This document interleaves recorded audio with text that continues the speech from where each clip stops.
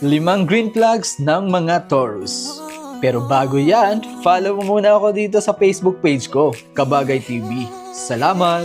Kung Taurus ka, ang video na to ay para sa'yo. Number 1, sobrang maaasahan.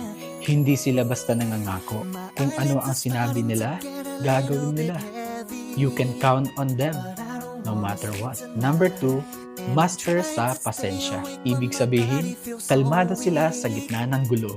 They think before they act, kaya hindi sila padalos-dalos sa desisyon. Number 3, generous sa comfort. Mahilig sila sa masarap na pagkain, malambot na unan, at cozy sa gabi. They know how to enjoy life, simple. Lord. Number 4, walang tapon na effort. Ibig sabihin, mabagal man, siguradong every step is calculated. Hindi sila nagmamadali dahil naniniwala sila, aanhin ang bilis kung sa huli ay mali. At ang panghuli, generous. Mahilig sila magbigay hindi lang sa material na bagay, kundi pati na rin sa oras at atensyon. Kasi they want to see their loved ones happy.